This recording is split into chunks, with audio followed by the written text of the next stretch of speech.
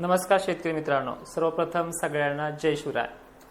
आज कोकणामध्ये, पुण्यामध्ये, नाशिकच्या मालेगाव उत्तर भागांमध्ये तसेच सोलापूर, कोल्हापूर, साताऱ्यामध्ये अनेक भागांमध्ये दिवस मावळतात तर काही ठिकाणी संध्याकाळपर्यंत पावसाचा जोर वाढणार आहे। आजच्या 3 जूनला पश्चिम महाराष्ट्र, दक्षिण महाराष्ट्रामध्ये ढगाळ वातावरण आणि पावसाची शक्यता असणारे काही भाग आहेत, त्याबद्दल आपण ह्या व्हिडिओमध्ये समावेश केलेला आहे। आणि महत्त्वाचं म्हणजे मान्सून संदर्भात जे संभ्रम आहे यावरती एक चांगला पर्याय आपण या व्हिडिओमध्ये सांगण्याचा प्रयत्न करतोय, तो देखील शेवटपर्यंत पाहण्याचा प्रयत्न करा। पावसाची व्याप्ती मॉडेलनुसार तरी जास्त दाखवली जाते, पण वादळी वारे किंवा स्थानिक स्वरूपाचा जो काही पाऊस असतो त्यामध्ये अनेक ठिकाणी व्याप्ती ही वाढण्याची शक्यता आहे। त्यामध्ये प्रमुख जिल्हे जे आहेत ते म्हणजे सोलापूर पासून वरचा भाग, बीड पासून वरचा भाग, अहिल्यानगर, छत्रपती संभाजीनगरचे दक्षिण भाग, वैजापूर एरिया या भागांचा समावेश आहे। मात्र स्थानिक लेवलला झालात मोजक्या ठिकाणी तर कन्नड सिल्लोडचा भाग असेल आणि विदर्भात मोजक्या ठिकाणी तो सुद्धा दक्षिण भाग असेल, जो मराठवाड्यालगतचा भाग असेल। लातूर, नांदेडची जी काही वातावरणाची सक्रियता आहे ती देखील आज काही उदगीर, सावंतवाडी एरियापर्यंत पाहायला मिळते। म्हणजे हे स्थानिक वातावरणाचं मराठवाडा आणि विदर्भाच्या बाबतीत कमकुवत आहे हे आजच्या दिवस। पण पश्चिम महाराष्ट्रात जेव्हा जेव्हा जोर वाढलेला असतो त्यावेळेस विदर्भ आणि मराठवाड्यामध्ये पावसाचं प्रमाण हे कमी राहतं आणि विशेषतः या पावसामध्ये पुण्याच्या अनेक भागांमध्ये काही ठिकाणी दमदार तर काही ठिकाणी अवकाळी पावसाची शक्यता आहे। साताऱ्याचा समावेश देखील पुण्याबरोबरच येतोय। कोल्हापूर मात्र व्याप्ती वाढणार आहे। त्याचबरोबर सांगलीची सुद्धा अनेक भागांमध्ये सोडलेल्या भागांपैकी काही भागांचा घेण्याचा समावेश आहे।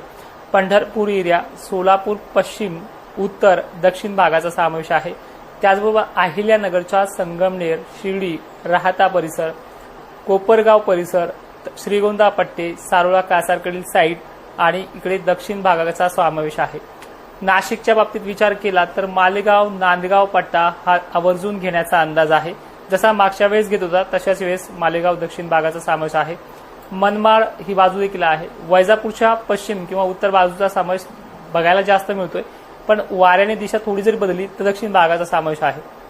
आणि काही क्रॉस लाईन आहे, त्या क्रॉस लाईन जर चांगल्या सक्रिय झाल्या तर मराठवाड्यामधल्या बीड, वडवणी, माजलगाव पट्टा, केज, अंबाजोगाई पट्ट्यापर्यंत काही ठिकाणची शक्यता आहे। मित्रांनो, ही कंडिशन आणि उद्याच्या वातावरणाच्या मध्ये थोडा आणखीन फरक पडतोय आणि विशेषतः ही माहिती तुम्ही इतरही शेतकऱ्यांपर्यंत पोहोचण्याचं काम करा। 2 वर्षापासून या चॅनलवरती काम करतोय, तर ह्या चॅनलचे 100K सबस्क्रायबर पूर्ण करण्याचे मी आज वैयक्तिक तुम्हाला बोलतो आहे, ते आपल्याला करायचे आहेत। उद्या लातूर, नांदेड, यवतमाळ म्हणजे 4 तारखेचा समावेश आहे। हिंगोलीमध्ये काही ठिकाणी 4 जूनला पाऊस आहे। त्यानंतर यवतमाळच्या अनेक भागांमध्ये ठिकठिकाणी पावसाची सक्रियता पाहायला मिळते। मराठवाड्यामध्ये सध्या तरी स्थानिक लेवलचा जो पाऊस असतो त्या लेवलच्याच पावसाचं प्रमाण पाहायला मिळते, पण मराठवाड्यामध्ये जसा 31 जूनला सक्रिय झाला होता तसा उद्यापासून 4 जूनपासून सलग 6 तारखेपर्यंत किंवा काही ठिकाणी 7 तारखेपर्यंत जोर वाढणार आहे। हा मान्सून पूर्व आहे, पण स्थिती जर अजून आपण पोषक पाहिली तर मान्सूनच्या बाबतीमध्ये अनेक संभ्रम निर्माण आहे।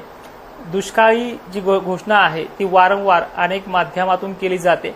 मला एक तुमच्या माध्यमातून एक सल्ला द्यायचा आहे की जर दुष्काळच असेल तर कमीत कमी ह्या मान्सून येईपर्यंत बियाणं खतं घेणं टाळावं, जेणेकरून ह्या बातम्या तरी सुरळीत जे आहे ते वास्तव सांगण्याचा प्रयत्न करतील। MGO, IOD सारख्या घटकांचा जर विचार केला तर मान्सूनला पेरणीला जरी उशीर होत असला तर मान्सूनवरती गंभीर परिणाम म्हणजे दुष्काळी पट्टे अशी समावेश दिसत नाही।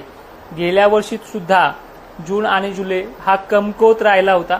जुलै महिन्यामध्ये अनेक ठिकाणी आपल्याला पेरणीला सुद्धा अडथळे आले होते, पाणी द्यायची सुद्धा वेळ आली होती। अशा पद्धतीची घटना महाराष्ट्रामध्ये वारंवार घडते असते।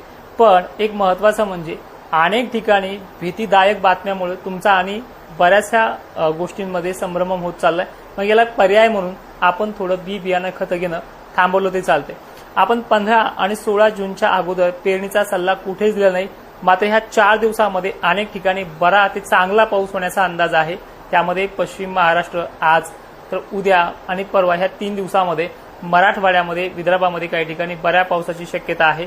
पण ह्या पावसाबरोबरच ज्या ठिकाणी चांगला 3 ते 4 फूट ओल जाईल किंवा वाहूनी पाऊस होईल आणि ज्या शेतकऱ्यांकडे पाणी द्यायची सोय असेल तर 6-7च्या पावसावरती असा शेतकरी पेरणी करू शकतो. सर्वात महत्त्वाचं म्हणजे मान्सून कुठल्या टप्प्यामध्ये पोहोचलाय.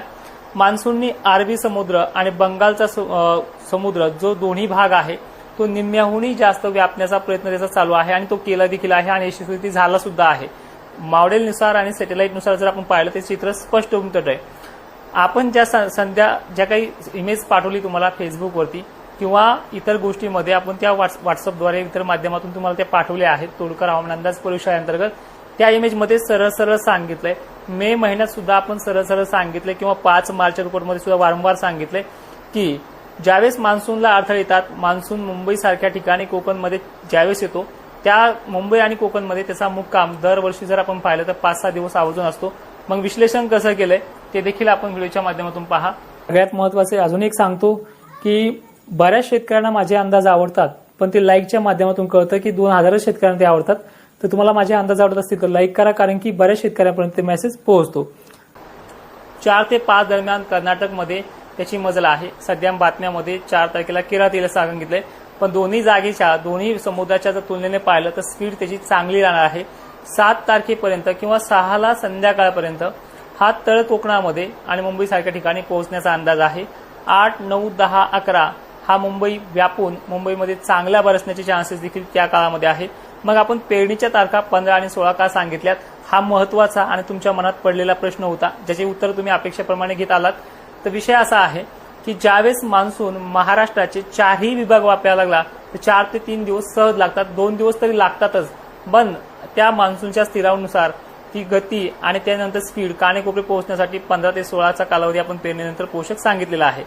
याविषयी आणखीन सांगायचं झालं तर जसं आपण काल 2 जूनला धुरळ पेरणीच्या तारखा ऍप्लिकेशनवरती सांगण्याचा प्रयत्न करणार होतो, काही कारणास्तव नाही सांगितल्या, पण त्याबद्दलही आज पेरणीच्या तारखेसंदर्भात धुरळ पेरणी ज्या शेतकऱ्यांना विश्वास होता त्या शेतकऱ्यांना त्या लाईव्हच्या माध्यमातून त्यांच्या भागाचं लोकेशन चेक करून आज संध्याकाळी 8 वाजता देण्याचा प्रयत्न करणार आहोत. मित्रांनो, या संदर्भात अजूनही काही महत्त्वाचे प्रश्न असतील तर कमेंट करा. ज्यांना पटत नाही त्यांनी दुर्लक्ष करा. आपले अंदाज त्या लोकांसाठी नाही ज्यांना सातबारा नाही. माहिती शेवटपर्यंत पाहणाऱ्या शेतकऱ्यांचे धन्यवाद आणि ही माहिती सर्व शेतकऱ्यांना पाठवण्याचा प्रयत्न करा. जय शिवराय.